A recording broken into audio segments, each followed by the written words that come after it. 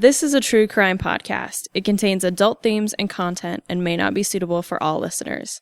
Listener discretion is advised. You lost all constitutional rights the moment you walked through that door. When the judge sat down there, I sentenced you to 10 years at the Idaho State Penitentiary. You walked in that door, you was a number. And the inmates understood that. If you're out there and they're the passengers, you've been here, just lay down and do it. Those inmates that were here in the institution during an execution, it had an impression on them that maybe was still with them to some extent. Maybe they don't think about it anymore, but it had an impression on them, I'm sure. They wouldn't let me out until I get back that stuff. 7 months later, I give it back to them. That was one of the problems we ran into. Is you had 5 or 6 guys that were sitting in a place, smoking and joking and drinking coffee. Pretty quick, they'd hatched a plan in there to get under your skin some way or try to figure a way out. Welcome back, folks, to another episode of the Behind Gray Walls podcast, a podcast about the Old Idaho State Penitentiary and the men and women who lived and worked here. My name's Anthony. I'm in the studio here with Sam. How are you doing? And we have some very special guests today. Big River Paranormal. Could you all introduce yourselves? My name's Marie. I'm the executive director of Big River Paranormal. My name's Sidney. I'm an investigator and case manager. My name is Maddie, and I am a lead investigator. My name is Tina. I'm a lead investigator and the lead EVP tech. Thank you all. Big River Paranormal is a non-profit paranormal research team serving Idaho, Oregon, and Washington. Any other states in the area in the Northwest here? Well, we can go anywhere we want to go to an investigation. Okay. So if we were traveling or something like that. Nice. But those are the areas that we cover for BRP and for the TAPS family. Very cool. We have listeners in Australia, a couple in England. Maybe if you guys would... Nice. We have TAPS family teams in those areas. So cool. If they're looking to join a team overseas. I love it. Yep. That's very cool. So BRP, as we affectionately call them, have hosted public and private investigations of the Old Idaho Penitentiary for over a decade. Their mission is to gather evidence of paranormal activity, educate the public about paranormal phenomena, and assist clients who experience such events, all free of charge. Since their founding in 2003, they have conducted over 900 investigations. As members of the TAPS family and Ghost Nation, they follow scientific methods, always prioritizing the needs of their clients. So, how long have you all been involved in paranormal investigations? 30 plus years for myself. Wow. Yeah. Long time. Way before, you could go on the internet and find a team or things like that. So a long time. Wow. That's a lot of experience. Yeah. That's crazy. I'm sure you've watched it evolve in a lot of ways and change. A big way. And luckily, mostly for the good. But yeah, it's changed a lot. How about the rest of you? How long have you been an investigator? I've only been an investigator for a couple months. I actually joined in February, but I've been involved in paranormal stuff my whole life. I've been on this team for a little over 3 years, but I've been interested in paranormal and everything that comes with it for at least 6 years, something like that. I joined the team in 2020, but I've always been interested in it. But paranormal-wise, I'd probably say about 15 years. Yeah. Growing up in a small town with parents that don't really believe that kind of thing, you have to keep it to the side. Yeah. But then as you grow up and you get out on your own, then you experience on your own. So yeah. Sure. Yeah. Would you say you all believe in the paranormal? Absolutely. Yeah. Definitely. I was super curious if there were any who were just like, it's all fake, it's all bogus. No, but in all fairness, I do have people on my team who are skeptics. Yeah. And so they want to see the proof. They want to have their questions answered. So they're not jumping at every little thing. But they're not cynics either. So they believe in the possibility, but prove it to me. Show me the evidence. Absolutely. And that's good and healthy. Probably good to have that balance on the team. Yeah. I think it's imperative to have that balance. Do you have more believers or skeptics on the team? I think it's a good mix. I think I would have to say we probably have more that believe in the paranormal. Sure. Even a skeptic believes in that possibility. Yeah. They're just not jumping at every little thing. We don't call every little thing we come across paranormal. Probably about 95% of the cases we go on actually have a logical explanation for the activity. Wow. And that's what we're looking for. Was there an event or an experience that you had that inspired you to go down this field? Because there are a lot of people who believe in the paranormal, but to become an investigator, for this to be like such a big part of your, your evenings going around and investigating these things, like what really inspired you and propelled you into this? It's something I've had an interest in since I was a little girl, but now I was raised by parents who were a little different. So my mom was a huge horror fan and, into the paranormal herself. My dad always had a pretty strong interest in it. So we were never taught it doesn't exist. You shouldn't believe in that. It was explore and find out. And then when I was about 8 years old, I had a personal experience in that I saw my great-grandparents at the end of my bed one morning. And I had never met them before. And so it kind of scared me. And I went downstairs and I told my grandmother. And she says, well, do you know what they looked like? And I tried to explain it the best an 8-year-old can. Mm-hmm. And she said, well, hold on. And she went to her bedroom and she brought out a photo album. And she said, can you find them in there? And I did, looking through the book. She goes, that's your great grandma and grandpa. Wow. She goes, they must have just been checking in on you. So it was never that, it's evil, or no, you shouldn't look at that or believe in that. So I've just always had that love. I can't remember not ever not being interested. Mm-hmm. Yeah. Did the rest of you have similar experiences?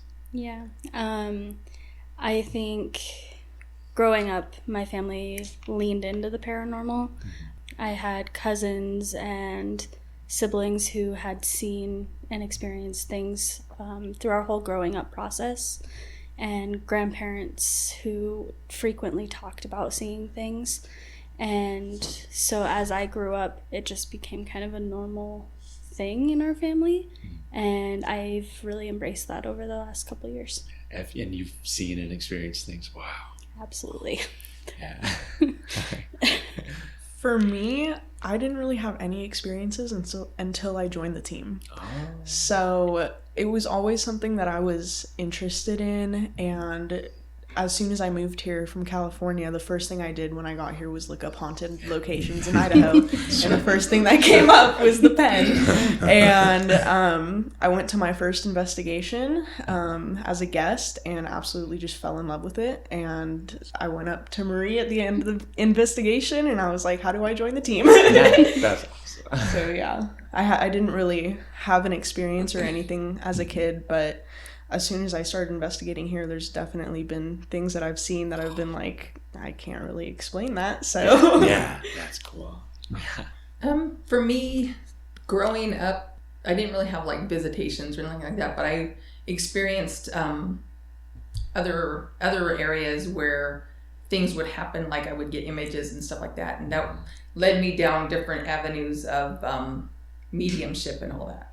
And so, like I said, I came from a small town in Nevada, and that kind of thing wasn't really talked about then. So when I moved up here to Boise, and I joined different groups before I found Big River Paranormal, but I did the same thing with Madison. I found you guys on Facebook, and I joined an investigation, and then I joined the team up right after that. So that's cool. And I expanded my skills and gifts from there. So you're talking about being a medium. Is that a big part of your investigative process? Is contact or no? Not with the investigations here. Yeah. Okay. Tina's very scientifically minded, so yeah. It's I don't think it's offensive when I say this, but Tina's another tool. Mm-hmm. So she can help point us in the right direction, so we know where to place that equipment and those types of things. And she can also be pretty helpful to a residential client that is having some issues and just needs to talk to someone. Yeah. No, I'm not getting. I don't get offended by being called a tool. Oh, good. We meet it in the most loving way. Sorry, you invited us. You invited us. I love it. I know. This is awesome. What is that experience like? How do you what's your sensitivity, I guess? It depends on where I'm at. If I go to a really new location, I get lots of images, and I get lots of feelings and everything. But here at the Old Pen, I've built such a good relationship with the guys here. And so a lot of the times they want to just have a conversation with me when I'm doing an investigation. So sometimes I have to like tell the people I'm with, I'm like, okay, you guys take over for a minute. I need to go over here. Oh, yeah. And so when it does get a little too much, I do step away and just kind of tell the gentleman there, that, hey, you know, I'm busy right now, you know, I'll come back later. But yeah, it's a lot of it's just images that I get that what happened when they were there. And so, yeah.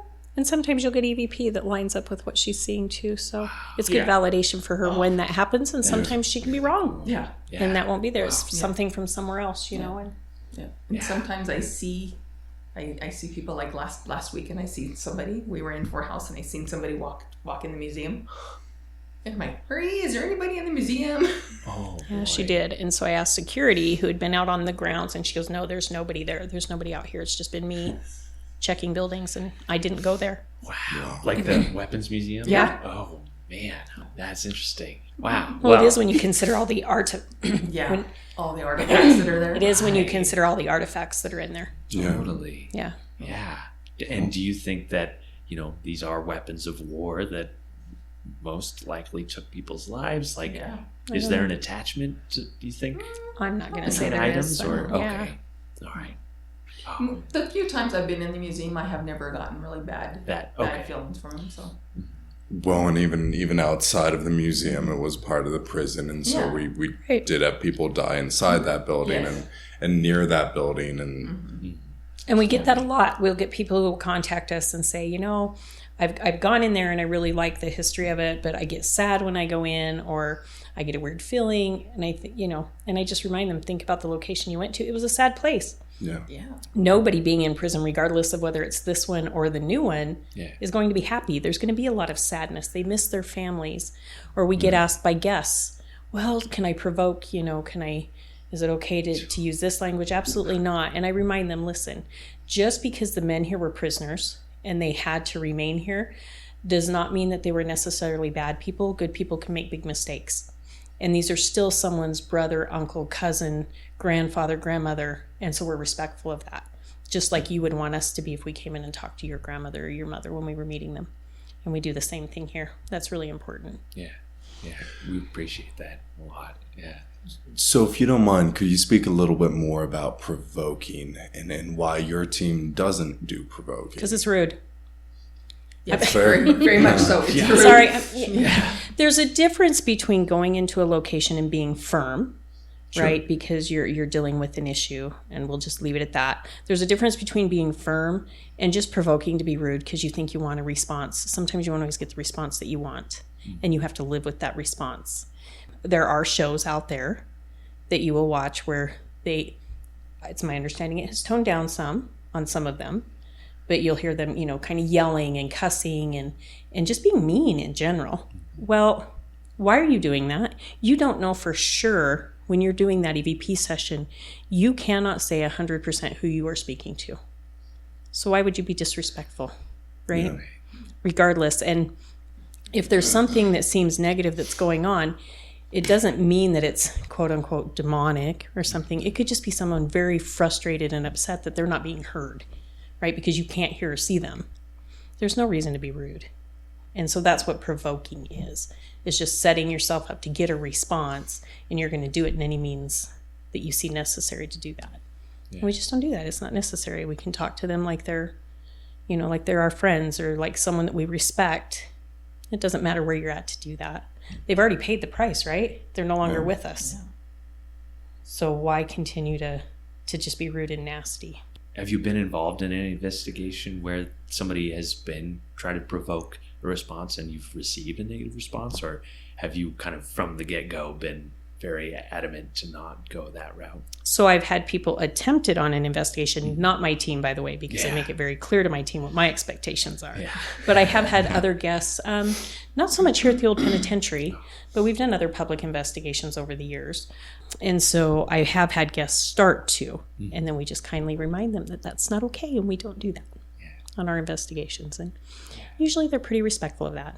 It's okay. Can you walk us through the steps of, like, you get a phone call, somebody is having issues and they want your investigation. Can you walk us through kind of what is the process that you guys go through? So they can contact us in any number of ways. They can contact us through Facebook, through our website, email, phone call, text message, what have you. technology now, right? Right? Yeah, you can't step away from it. It's just always there. So they contact us there. And then what happens is I take down all the initial information if I receive that call. And then it goes into, we have a case management section of our forums that's for team members only. And it goes into a case management section. And so then from there, my case manager will contact them. And we have a very brief interview that we do where we get what's going on with the location, the size of the location, how many rooms, how many people live there, some personal information from the client. And then my case manager will get back with me and say, this client, here's what's going on. And we either talked about it on the phone and it's good, they want to just kind of wait and see what happens, or they would like an investigation. And at that time, then it'll get scheduled and I'll get back with my case manager and say, okay, well, we have April 7th at 7 p.m. available. Will that work for the client? And then they'll contact the client back and we'll get that set up. And then we go from there. Earlier, we talked a little bit about sensitivity. I imagine that doesn't just go to what you're investigating as well as the people you have to work with, especially in situations where it's a family home or maybe a family member trying to contact them.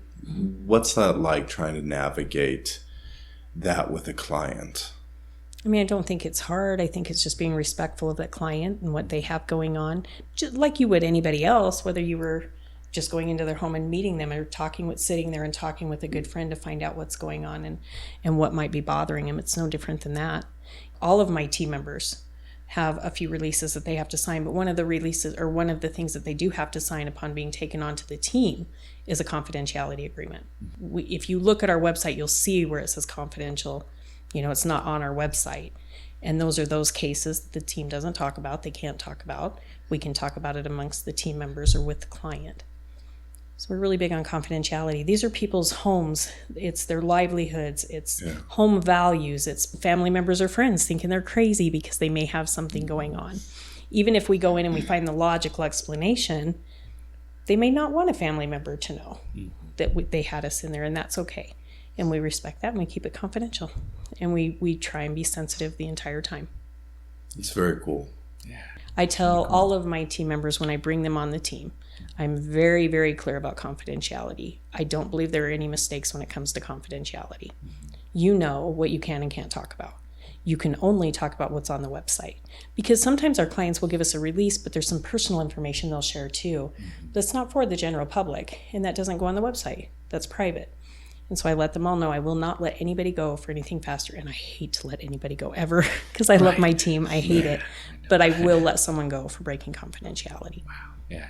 Do you do any background research on the building, the people who've lived in this area? Or? We do. I have a researcher on the team. Very cool. And so once that client has contacted us and we've agreed to an investigation, then the researcher is given that information. If it's a location we haven't already done, then she's given that information and she'll take it from there. Wow. She'll go to the archives. She'll go to... Is that often pretty useful? Or does it sometimes it doesn't matter or sometimes it helps a lot? It could matter if you do the research and you're able to research back far enough and maybe talk to someone who lived there before and you find that there was a death in the home. Or say your client contacts you, right? And then you start doing your research and you're able to talk to the owner before them and the owner before them and the owner before them. And none of them have ever met. They haven't talked. They haven't talked on the phone. They don't usually sit at the same closing table. And certainly if you're closing with someone, they may not disclose that their house may be haunted, but yet they all have the exact same story. So you have history. And that's why historical research is so important. It tells you what happened at the location, but can also lead you to talk to someone who has some more insight about the property. They've never met, but now they've all experienced the same thing. So what's going on here? Yeah.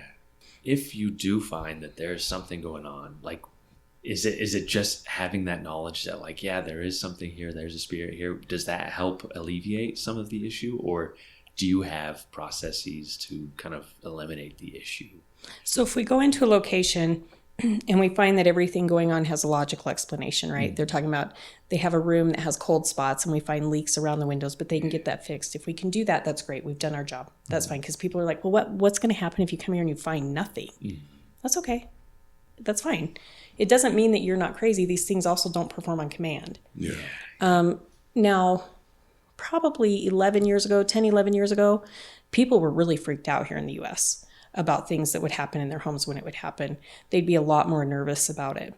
We have seen a big shift in that. Here, the subject used to be very taboo. It's not so much anymore. More and more people are talking about it. When you see people in the supermarket, oh yeah, I went to the old pen and I saw you there. Let me tell you about another story. I didn't get to talk with you there. They're talking more and more about it. They're less scared. And so you get a lot less calls because people are just jumping at every little thing. Now they've done their research, right? They may even have their own meter. They may have their own audio recorder. They've done some research. So it's not as scary. When we do an investigation and we do find there may be something there, then it's up to the client. And even though a lot of the reports that you get, doors opening and closing, lights turning on and off, all those things, even though some of the reported activity may be very similar from case to case, every case is different because of your client. And so it's completely up to them as to what they want to do from there. Are they okay? They just wanted to be validated and it's fine. They're comfortable. Nothing's harmful. They're good. We leave it be. Do they need us to do the investigation? And if we captured any evidence, do we need to go with them to their church? Because sometimes churches don't want to be helpful if they don't have some kind of validation that way. So do we need to do that with them? Are they spiritual? So maybe they want someone to come in and do a cleansing or a blessing. We can help them with that, because we have other resources in the community that we can send them to. So it just depends on the client. But either way, we're going to do what they want us to do. I mean, and that doesn't include, saying a place is haunted if it's not. We don't do that. But when they want help after the fact, then we'll do that. And I've had clients who actually just recently that I helped probably 15 years ago said, hey, I'm back in town. Here's some things I've had. And I'd love to talk about that, as it relates to a spouse they had or something. And I'd like to talk to you again. Yeah, you kind of alluded to some equipment, but can you explain some of the equipment that you use or all the equipment that you use, especially at the investigations here at the Old Pen, and kind of what it's picking up and how the community views that as a physical evidence of the paranormal? Well, and I think it's all, the paranormal field, let's be honest, we use scientific methods to collect it in that everything's contained and we're careful about that.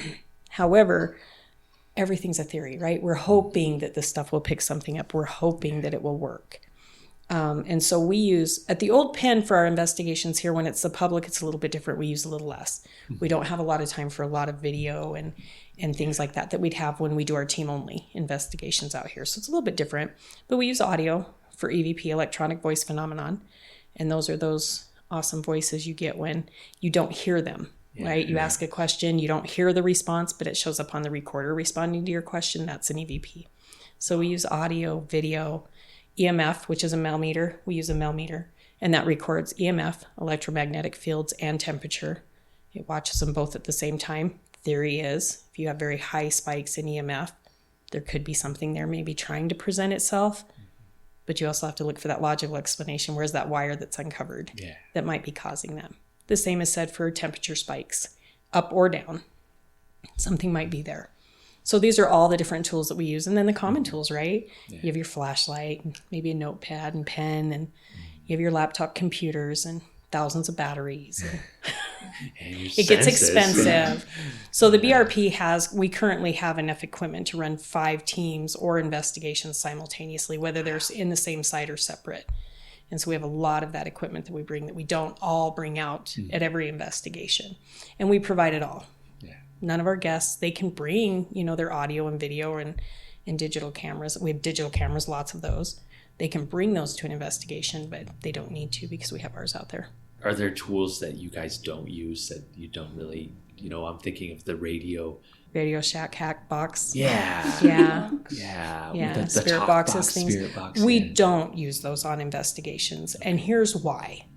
So if they could take one and put it in the equivalent of a Faraday cage, right, and still pick something up, great. Then I'm all for trying those things.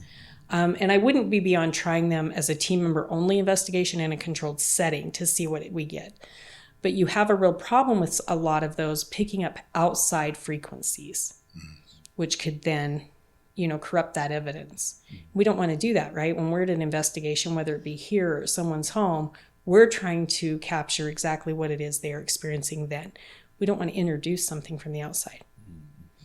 And so that's the main reason we don't use those. I have a REM pod, at my house. It's been sitting in my garage forever now. A REM pod? What's that? Mm-hmm. Same thing. Very similar. Oh, gotcha. Okay. To all the other devices. Mm-hmm. It was donated a long time ago to me, and there it sits. But like I said, I would try it with team in a controlled setting, but to just go out in the general public or use it at someone's home, they're just too iffy. Yeah. So that's why. But a lot of people swear by them and like them. Mm-hmm. We do ask people when they come out to investigate with us here, we ask that if they're going to use an app on their phone, that they use headphones because it can interfere with all of the equipment.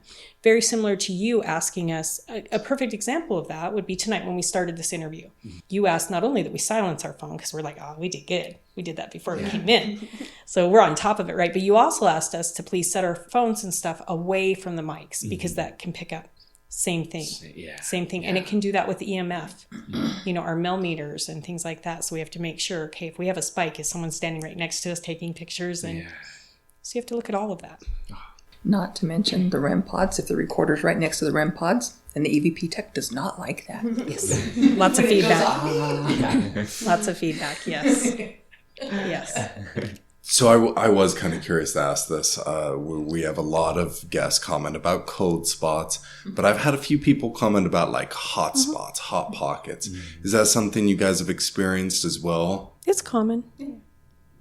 Although I want to make sure I let you know that some people believe, well, if it's a hot spot, it must be evil, right? Because it's hot. That is not necessarily true. We've had some residential cases that were very, very heartwarming. And it was definitely family members, that we were reaching out to, and that's how they would present, like just before they left an EVP or something. So it doesn't always mean that it's negative, nor does a cold spot. It just is what it is, and we record it, or hope to. There was that one investigation we did here that all the buildings were fine, but 3 house was so cold for everybody. You remember that? Yes. All of our teams, we'd walk into 3 house, it was cold for the whole night. Wow. I don't know what it was.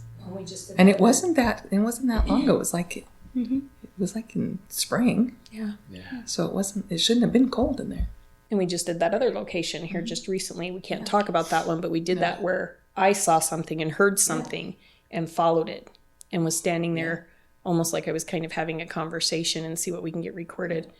And my hand was freezing cold. And what's nice about that is we never investigate alone, right? You always have a fellow team member with you for 2 reasons. Safety, right? Because if you fall and you're clumsy like me and you break an ankle or something, you want somebody there that may be able to help you and hopefully not panic. But you also want validation that, am I really seeing this? And we can talk about an incident we had here at the old pen where that came in handy.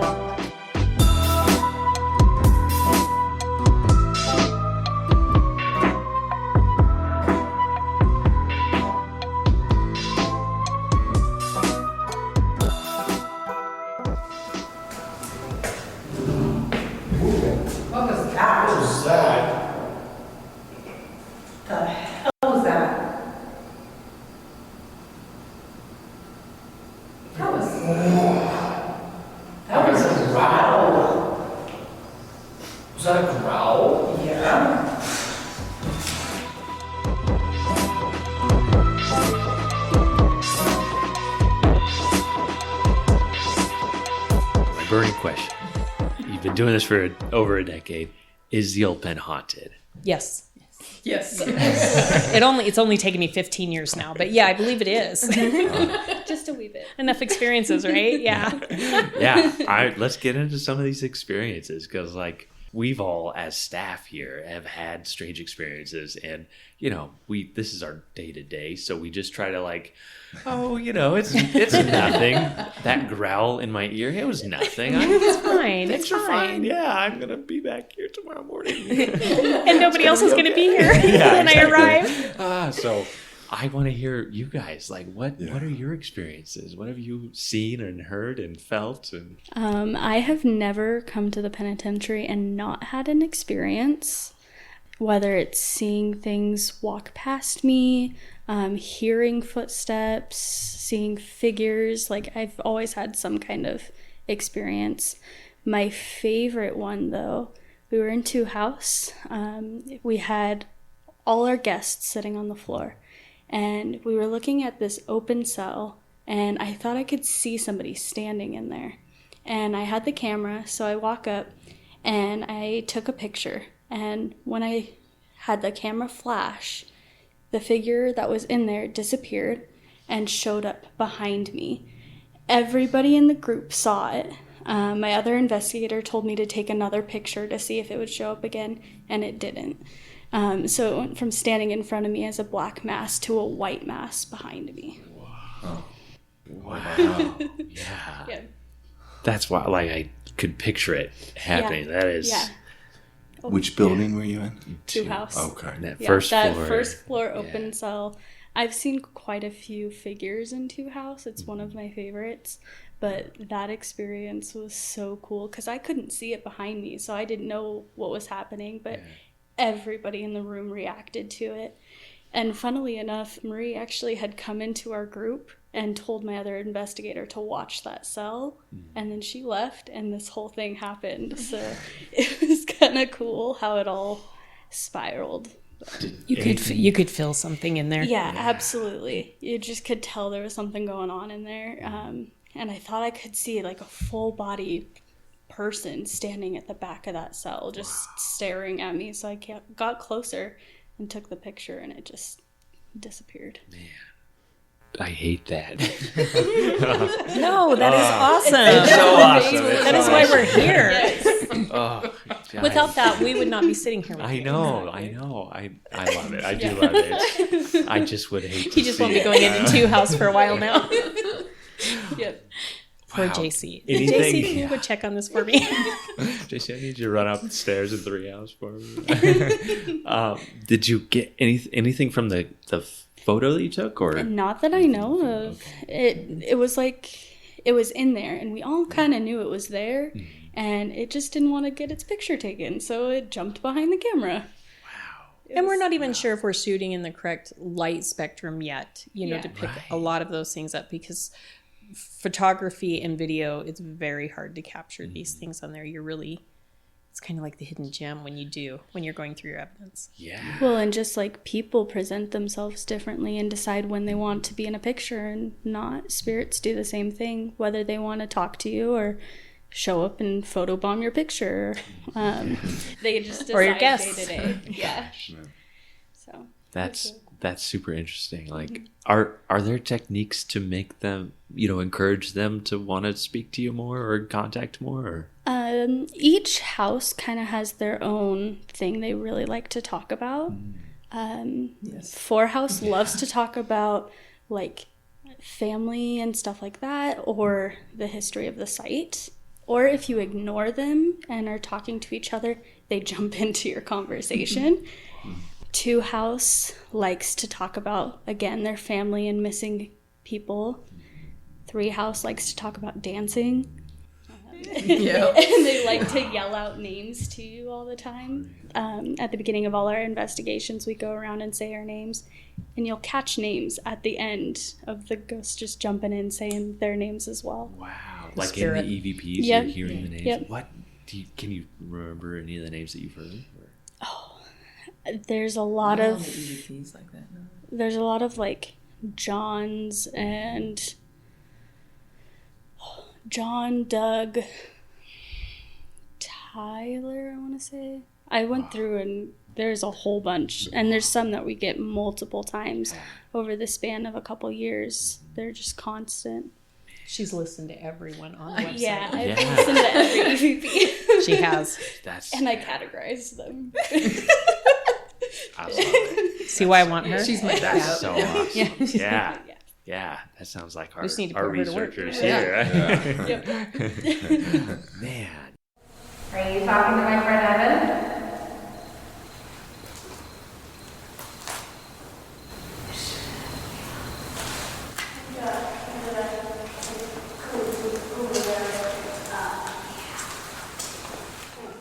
Yeah. Yeah, okay. I have to hear some more stories, like more experiences.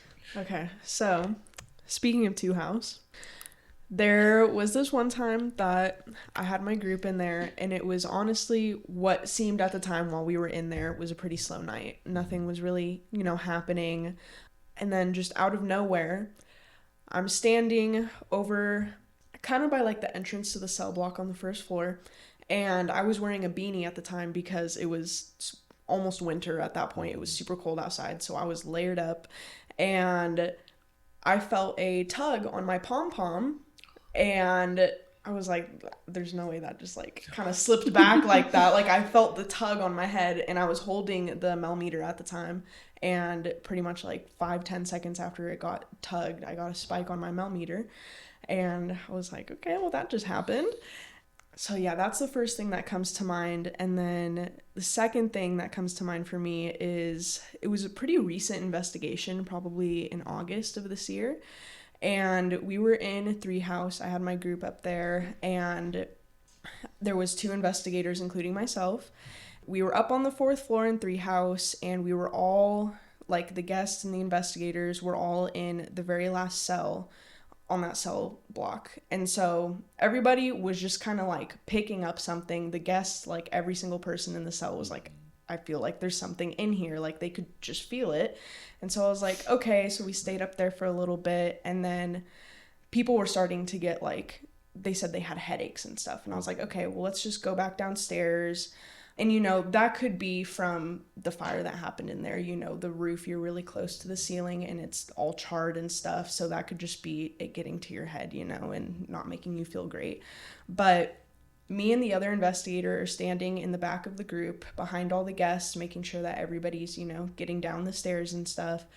I'm almost to where you turn the corner and you start going down the stairs, and I hear something behind me.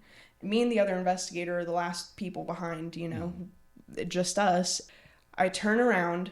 I couldn't tell what it was. It was either like a shuffle, something on the cell. It was just like a quick noise. But when I turn around, I have my flashlight. And just before it hits the back of the wall, I fully see what looked like a shadow figure grab the bars of the cell that we were just in, all the guests and everybody, poke its head out, kind of look at us, and then go back into the cell. And the other investigator looked at me. I said, you saw that, right? Because she was looking that direction too, and she was like, yes. And then I was like, I just saw somebody poke their head out of the cell, and she was like, I just saw that too. So that was kind of my one event that happened with me where I was like, I cannot there's no explanation that I can think of to, reason with that. And so yeah, it was a little spooky, but it was super cool. It was so cool. It's got to be validating to have the team members see it too. Yeah, right? exactly. Yeah. When somebody else sees it, it's like, even harder to explain. So yeah, super cool. Because it's also very important for our team members, if we are out and one of the team members says, hey, did you see that? If they didn't, they should absolutely say, no, I didn't. It doesn't do any good to say you saw something when you didn't. So they're all really good about trying not to feed into each other and just going with the facts. Yeah, absolutely. I always set up the projector during our Squawky Spirits up in that stairwell that faces 2 house. So it's like this really cool thing. And every time it feels like someone's looking over the edge, like right above me. I just get this feeling like somebody's just leaning over the edge and like, what are you doing? They just want to make sure you do it right. I just am like, I cannot get out of here fast enough. Ask him if it's George. Ask him if it's George? Okay. There's a George up there. There's a George up there? Yeah. I don't know if I'll ask anything. I'm just going to say, don't touch me. Let me do my job. I'm going to get out of here. Okay, so I'll pick up where Madison left off because I had an experience in the same cell. Yeah. It was me and Michael we were the investigators. We had a full team. So we was like 9-10 of us up there. It was a new moon, so it was dark outside. We were down in there in that last cell. I was standing with the sink next to me, to my left. So I was in the corner, and there was a guest on the other side of the sink. So the sink is between us, right? And we were in there, and we were doing quiet time. So I turned my flashlight off, so we were all in there. And it was like, just in the corner of my left eye, it was like something came right here, and I'm going, okay. So I'm like, okay, I'm going to turn my flashlight on. So I pointed my flashlight down and I looked over to her. I'm like, okay, I just wanted to see if you stepped closer. She looked at me. She's like, I was going to reach out and poke you to see where you were standing. Because she said she's seen the same figure. So somebody came and stood right between us. And he wasn't menacing. He was just like, hey, what are you doing in my cell? Yeah. But it was very interesting. And yeah, he would just stood there for a couple seconds and he dissipated. Yeah. Yeah. Man, just like a shadow that you're seeing, kind of peripheral. Yeah. Yeah. Oh. He was about 6 foot tall. And some of them are just here because exactly. Yeah, they're just because curious. It was a prison doesn't mean that it's all negative. Right. Yeah. A lot of these gentlemen, for them, and we've seen some examples of that, right? When you've done your history, this was home, and it was the only home they knew. Whether it was good or bad, or rough conditions or not, it was still home for them. They didn't know any better. And so for some of the similar reasons that someone may stay, your grandmother may stay in her home after she passes on, it was her home.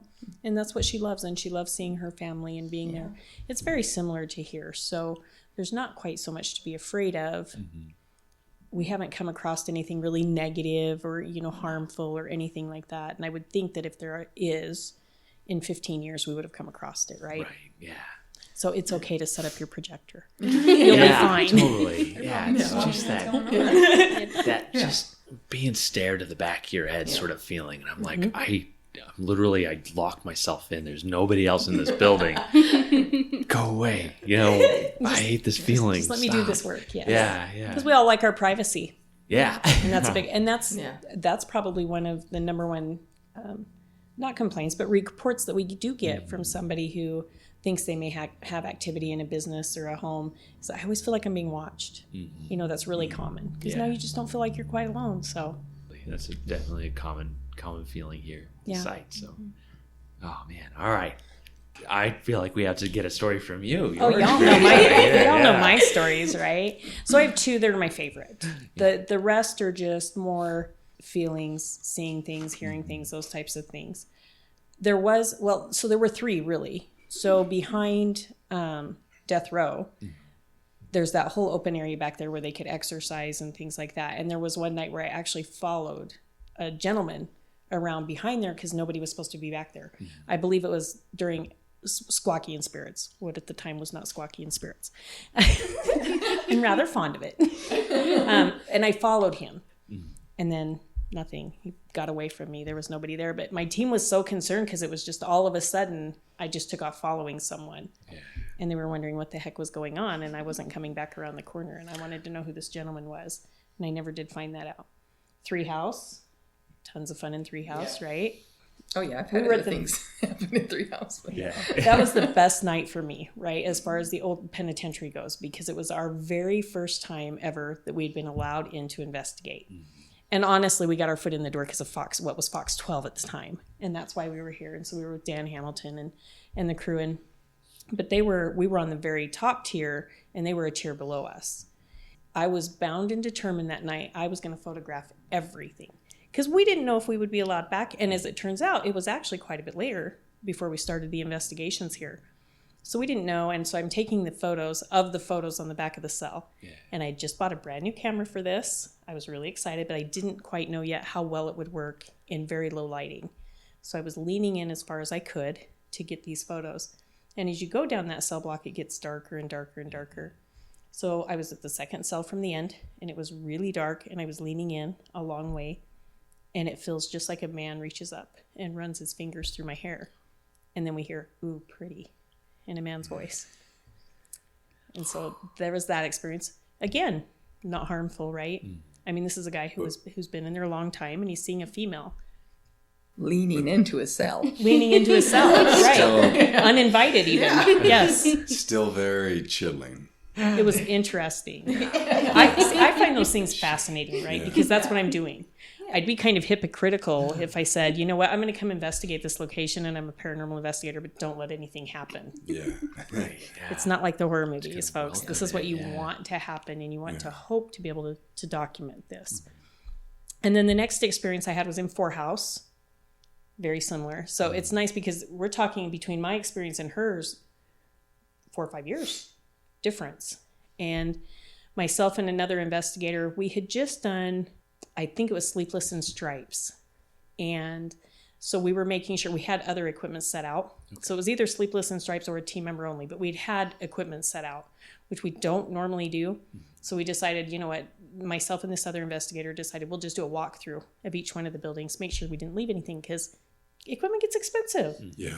We were doing that, and we had our back turned walking towards the door, and you get that feeling like there's just kind of something there. We turn around, and there's a man standing, kind of leaning, kind of like on his elbow up against the cell, and he's just leaning there watching us. And so I asked this other investigator, all I said was, "Do you see what I see?" And he said, "Yes, I see him." Oh. So I knew he was seeing the same thing I did, because you shouldn't feed into that. And so I knew he was seeing the same thing I did. And we just stood there staring at each other for quite some time. And of course, there's no equipment, because we had just put everything away. We were checking for any spares. And so I said, well, let's go that direction. And we started walking towards him. And then it was almost like he was kind of playing with us, because he went down the cell block, and you can go around the back and up the other side. And that's what he did. And we were following, and you just got this feeling like he's messing with you. Yeah. Like, oh, they can see me. Let's play. Let's be mischievous here and see. Yeah. And so that went on for a little while, and finally, and we couldn't see him anymore. And so finally we said, we really got to wrap up this night, and we left. But those are my favorite ones. Yeah. The ooh pretty is like, it is the legend of the old Penitentiary. All of our staff members, myself included, tell it a lot because it's, to have an experience like that is pretty intense. Yeah. And it's it just makes you wonder. It raises a lot of very difficult questions to answer, that whole coming back of how do you explain this. Yeah. And we share these stories quite often, and I think because we have so many stories, sometimes people don't take into account these are stories that have happened over years that we've gathered as paranormal investigators. It does not mean that every single time we go do an investigation, something happens. Yeah. I think people expect, oh my gosh, tell me the million stories that you have. Well, this one lady did have to call a plumber when I came in one time because her faucet was leaking. It wasn't turning itself on. It's not always paranormal, but those cases can be just as satisfying. Sure. Because those are the cases where the kids are afraid to go in their room because mom and dad have said something about activity going on, and you're able to go in and find that logical explanation and put everybody's mind at ease, and they get back into their homes, or they can get back into their businesses and work. Andrew he'll always be nervous walking around, cell house 3, setting up projectors and stuff, but most people are at ease. It's okay. Yeah. Once we're done. That's what we hope for anyway. That's our goal. Yeah. This is a bit of an abstract question, so forgive me. But I'm curious to ask, since you're all professionals in this and I'm not, I've had people talk about, like, you see activity where someone died, where someone lived or had happy times, places they're very familiar with, or located by remains. And I've heard different people argue different ones, and I'm just curious if you have any opinions about that, if you have any thoughts about those 3 different things that may cause hauntings. I think any of those things are possible. Yeah. They talk about, I think the only one that, I can kind of go back and forth with other paranormal investigators with is they don't know they've died. Mm. Okay, so my opinion only, is that if it was fairly recent, that's possible. If it was traumatic, right? Because it happens so fast. You're like, what the heck just happened? Sure. And you may not realize. And you're fumbling your way around the afterlife trying to figure this out. I get that. But if you've been gone 150 years, I would hope you have a clue. Mm. Or somebody's just been lying to you really bad. But I would hope that you have a clue. Yeah. That's what happened. But a lot of the things that you talked about could be considered crisis situations. Somebody was murdered and their body's never been found. And now it's found. And you have somebody out there working and it's getting dark and, or late. Hauntings happen during the day too, but they're out there working at this site trying to recover these remains, and they see someone. Maybe they're glad their remains were found. Mm-hmm. Car accidents. Mm-hmm. We've had a lot of paramedics, police officers that have seen things when they're out on a car wreck. You know, those are all crisis apparitions. And you have two different types of hauntings too. Well, more than two, but the most common are are residual and intelligent. So intelligent would be the woman in the white coming down the stairs, and she stops and looks like she's talking to you. She knows you're there. She can see you. Obviously, that's an intelligent. If you communicate with her, you may get an EVP. You may hear a response from her. There's also the woman in white that comes down the stairs, same time every year. And if you were standing on the stairs, she would walk right past you. She doesn't know you're there. It's like a replay.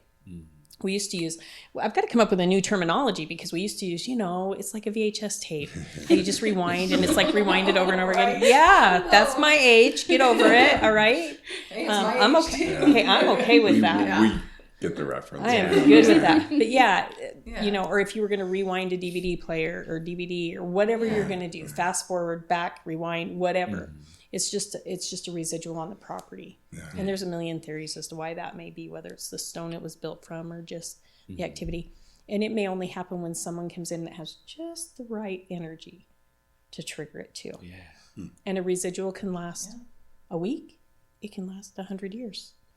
I feel like another thing that can add to that is if places are like remodeling or doing something to the property, that I've, seen that stir things up before, and I think that can play in part too. It can. And you've heard stories where somebody has seen somebody walking where there used to be a door, but they remodeled it and there's not a door there anymore, like a residual.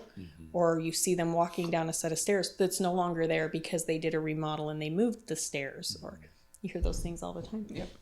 We're currently remodeling our visitation room restroom area, so be a good investigation tomorrow.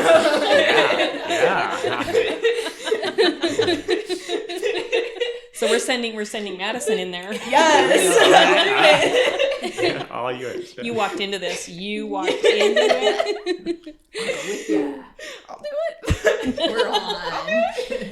I'll do it. She says.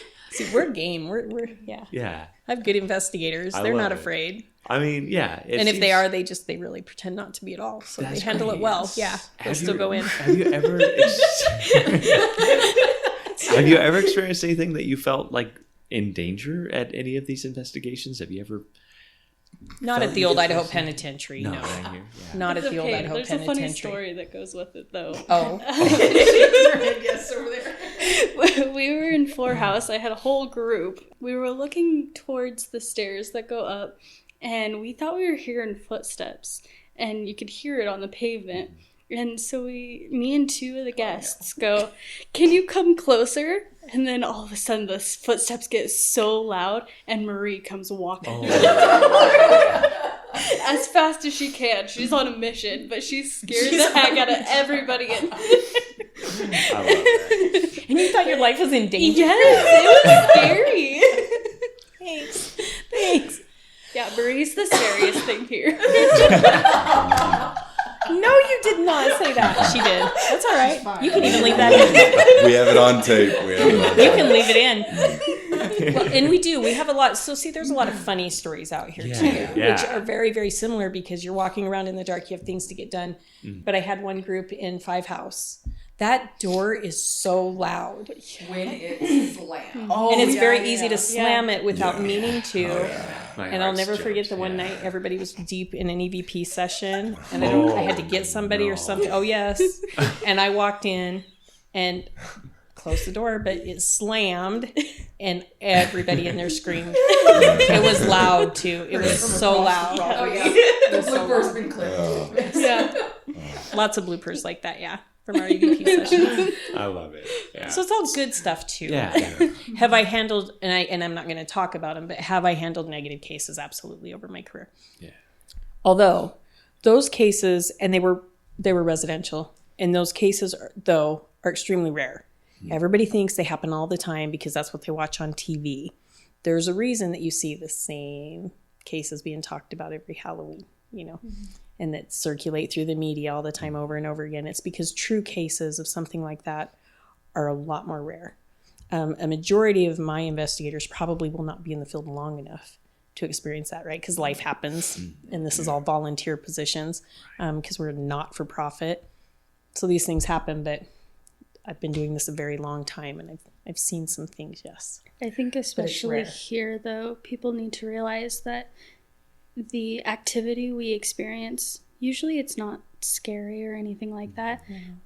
Sometimes we do have interactions where you can tell they're trying to like play a joke or get a reaction. Yeah. They're not trying to be mean or anything. They're just trying to have fun. Yeah. So they'll do certain things here and there, but there's and some people are just behind it. Territorial too, exactly. You know, this is my cell and this is where I stayed, and I'd prefer if you weren't in it, but they're not. There's nothing been like bad or anything like that. And as investigators, we need to make sure when we visit a location like this, which can be, you know, really intimidating and kind of spooky at night when all the lights go out. Okay, so I just had an experience. What I experienced, was it negative, or was it, you know, my fears causing it to seem negative? Every investigator has to make sure they check that psychological all the time, right? What kind of mindset do you have going into an investigation? We'll see what happens. No, it's not the fly. No? Oh. me and Sidney just heard something. Oh, no. Let's just see what happens. I was wondering you know? if things were getting heavy in here. Well, not heavy. No, when Marie just finished that statement, I heard, right? Mm-hmm. You heard that? Yeah. Okay, so. So you though? That might have been. No, it was a male voice. It was a male voice. Yeah. Occupied is a better word than heavy, but yeah. That's kind so of if that comes up, that it was a male voice and it was not neither of you two. Yeah. Somebody else wants to talk. Okay. Well, that's awesome. So you might have caught it if you do. That's cool. I hope so. There you go. Oh my gosh. All right, we have half an hour left on it. We're good. We're good. No, the fly and the helicopter and the phone ringing. I just want to go tag. So. Because that's what we do when we're investigating. Totally. Yeah. It's so hard to record a podcast at this site, I will say. Thank you, listeners, all the time for the constant noise in the background, but always just, noise. That's our lives. So obviously not the residential, but or anything that's confidential. But could you talk a little bit about the other sites you as a team investigate regularly? Well, with the public, we do the Geyser Grand Hotel in Baker City, Oregon, which I love. It's a great historical place that was able to be saved, you know, after being shuttered for 30 years. And so the owner is fabulous. She's very supportive of the paranormal. So we do that with the public. Of course, the guests are a lot fewer than they are here because it's a much smaller site. What kind of things do you experience at these other locations, and are they as active or more active than the old pen? The Geyser Grand can be very active. Yeah. The other locations, not quite so much. And we don't have any others that we do with the public. Now, my Portland team, you know, they have quite a few public events that they do there, and they have a good time with that. So the Geyser Grand's pretty active. Would I say that any of our locations are as active as the old penitentiary is? I would have to say no at this time. Not right now, but the Geyser Grand's right up there. Are there other places locally in Boise that you're like, I really want to investigate there? I wish they would reach out that I to us. haven't? Daily we say that. There are locations that I would love, like the Egyptian Theater, you know, was amazing to investigate. Boise Little Theater, another location that was amazing to investigate. Are there any locations that I haven't already investigated? Very, very few. Mm-hmm. But there are locations that I would love to go back to like that. And it's not just the activity at a location, but also the history. Yeah. You know, when you're there, you really feel like you're soaking up the history and you're walking back. Just like Treehouse, even though people get really creeped out in Treehouse on that top, if they would stop a minute and even stop thinking about the paranormal aspect and think about you are now standing in a location where you can visibly see the intense feelings of that riot. Yeah. And that's a part of history that you may or may not get to see again, right? Because if something happened here and that had to be closed down up there, and you couldn't see, for years it was closed. You couldn't get up there. And now you get to see that. You get to experience that. And anywhere we go to do an investigation, that's what you get. Hannafins. You know, that was amazing. The owner, phenomenal. And I had the experience, as paranormal investigators, we get to do some things that other people don't. And when I arrived that night, he says, "Hey, Marie, you want to see something?" So I'm up to see, you know, anything. He goes, "You're going to love this." And this man pulled out his entire shelving unit from the wall. And he reached down and he opened the hatch going down into that basement. He said, "After you." I said, "You've been down here, right? So you know what's down there, right?" And he says, "Oh, not for 30 years. He said, "Nobody's been down there for 30 years. Wow. And so I was able to be the first one down there in 30 years. And there's another location I can't talk about, but similar happened in Baker City, where you get to go down there. And we found shoes down there from the 1800s. And we got to soak in that history. We've got to touch something that somebody hasn't touched in how long? Yeah. We don't know." He said, "Yeah, I just kind of looked down there when I bought it." Did you have an experience down there? We did at Hannafin's. And we did capture some EVP, and that's all on the website. You can see that on the website. We were really sad when we heard that it was closing down because it was such a staple to Boise's history. Yeah. And I'm glad they kept the mural. Yes. And the kind of general vibe of it. But yeah, it was super sad. So the one thing that we talk about a lot as staff members and with guests who come to the site on a regular basis, and you've all dropped a few buildings at this time, but what do you think is the most haunted spot inside the prison? That could probably depend on which investigator you're asking Yeah. and what their experiences have been. Honestly, yeah. I feel like for me, the 3rd and 4th floor of 4 House and the 4th floor of 3 House for me are the most active spots. And every now and then, the T-shirt factory. I'll get some good conversations in there with Bill. I do think that people just automatically assume that it's got to be 5 House, right? Yeah. Has to be. Yeah. Because there was one hanging in there. But there was history and events and suicides and murders and all those things that happen with the prison everywhere on the property. Yeah. So 5 House, actually, we don't usually get a lot out of there, surprisingly enough. But 3 House and 4 House. 3 House, yeah. Consistently, 4 House is pretty active. Yeah. I think all the team would have to agree that 3 House and 4 House, are some of their favorites. Yes. Yeah. 2 House has gotten a little bit more activity recently, but 4 House for the longest time has been the most active.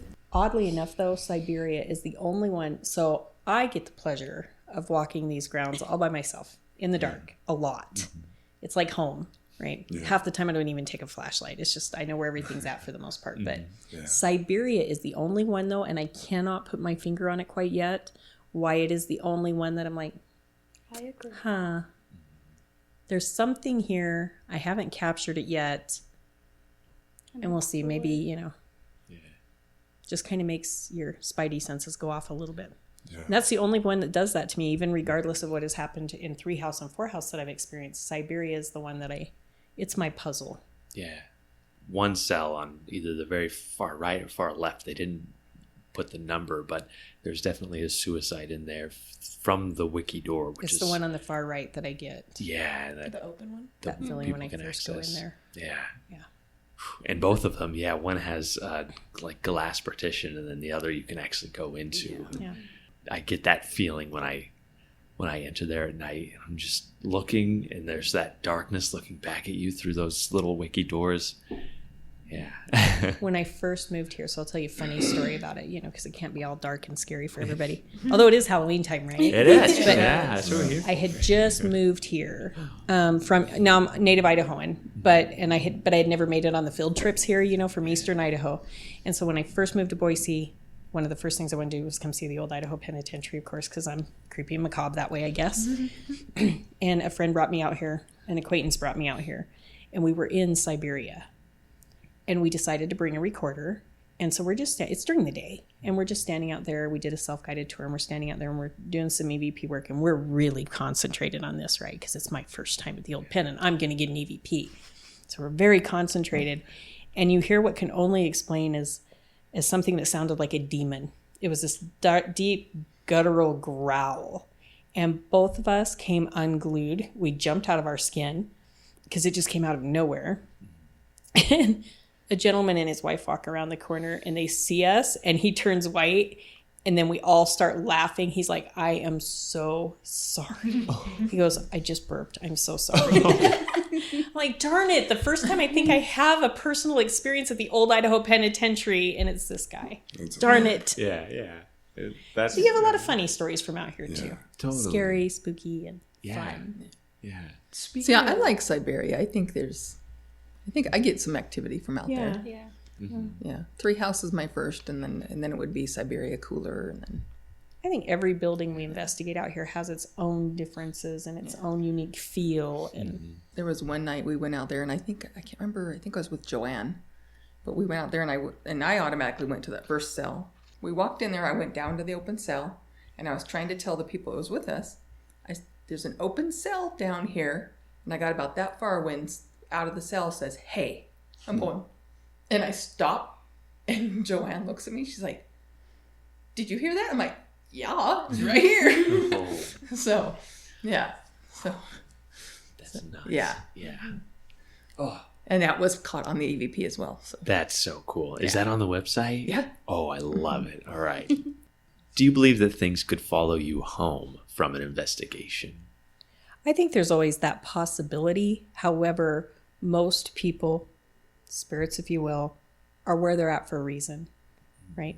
If they do happen to follow you, I think it's more because, oh my gosh, somebody can see me and hear me. This is kind of cool. First time in how many years? But other than that, they're where they need to be. And so they're not going to stick around very long. What do you wish the public knew about being a paranormal investigator? Well, I think as far as their judgment or their predisposed beliefs of what a paranormal investigator is, right? We're not running around in black capes with Ouija boards and all of that stuff. At least my team's not. There are so many fabulous teams out there, with the Taps family and stuff.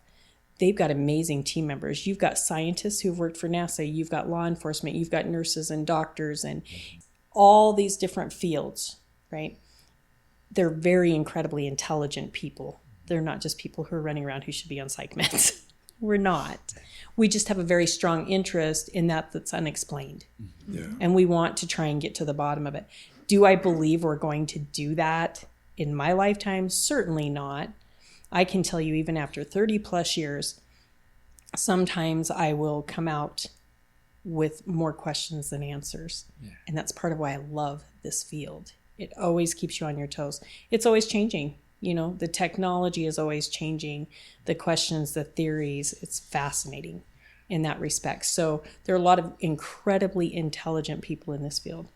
As far as my team goes, I love the fact that not only are they intelligent, but they're dedicated to the field.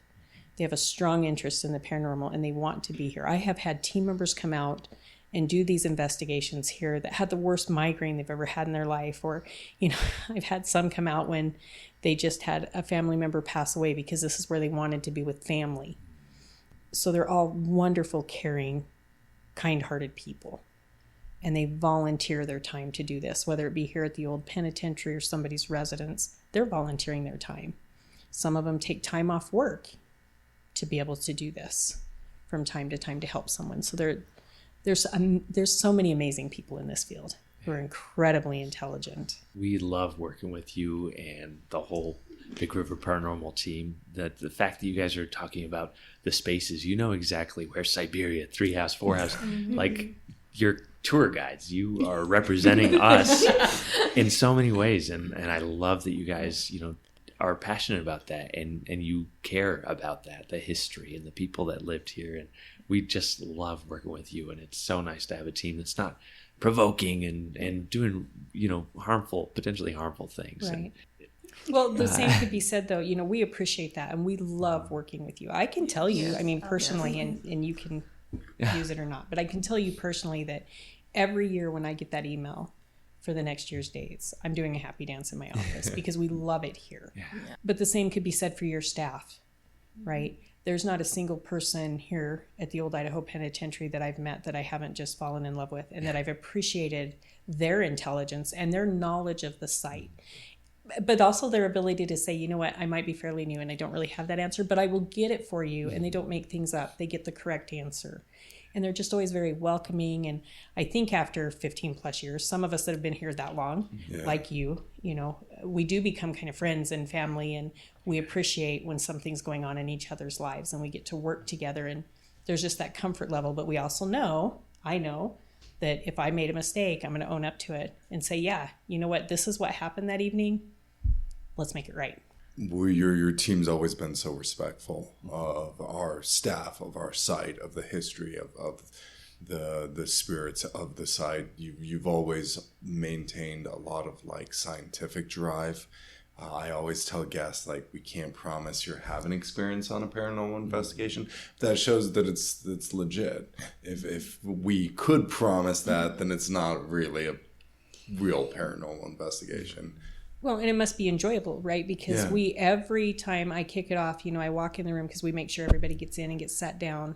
And I walk in, how is everybody tonight? You know, and then by a show of hands, how many of you have been here before? And there's always someone that's been here before. There's some, like Sidney, before she came to the team, who had been here several times, including Sleepless in Stripes. And so there's always somebody that comes back. And that, I think that speaks volumes to the site and the investigation itself. Not necessarily, you know, kudos to the team members, but the investigation itself, and that they see that it's being conducted well. And that's what they want to be a part of. Well, and team members coming up after and asking if they can join, like that shows you the impact you're having on the guests. I have gotten some of the most amazing team members from the old pen, and you know, so cool. I've been lucky. They stick around. I don't know. I do feed them a couple times a year. Maybe that's it. That could be it. Wow, that's good. Because it's usually a potluck and they make it, but that's beside the point. They're amazing. They really are. But so are you, and so are your staff, and you make really good judgment calls at who you bring in, and that they're going to be just as passionate, and it shows. And our guests feel it. My team members feel it. It's just a good relationship, I think, all the way around. Yeah, great partnership. I appreciate you. Agreed. Well, we've taken over an hour of your time. Yay. Is there anything else you want to add about being an investigator?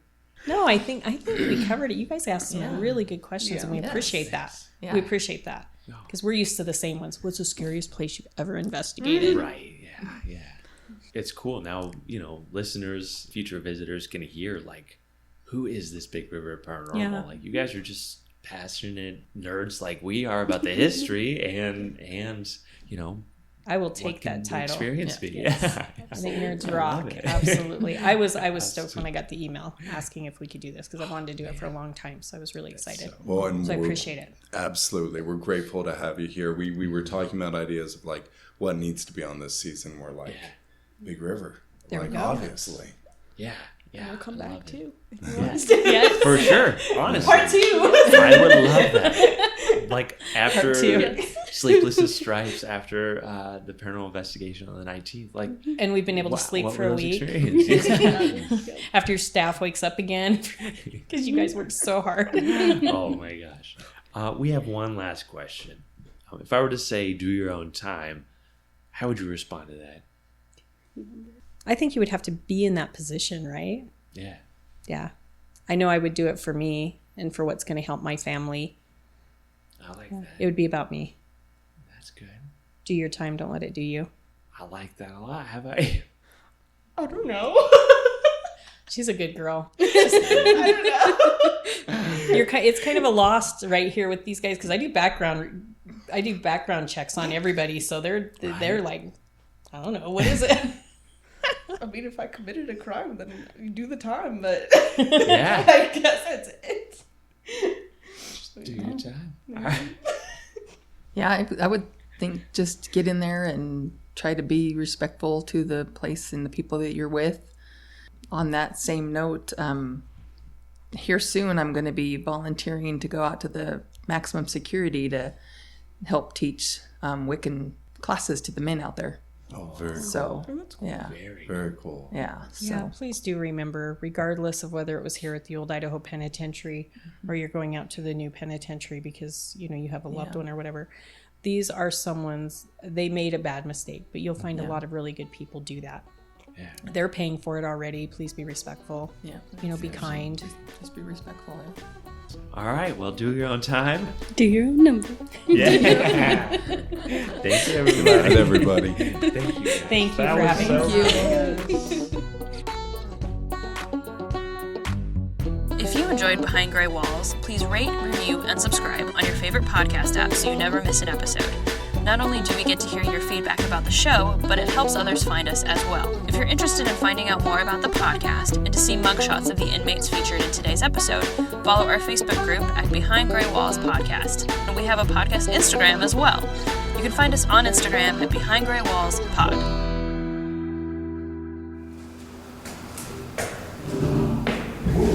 What was that? What was that? The hell was that?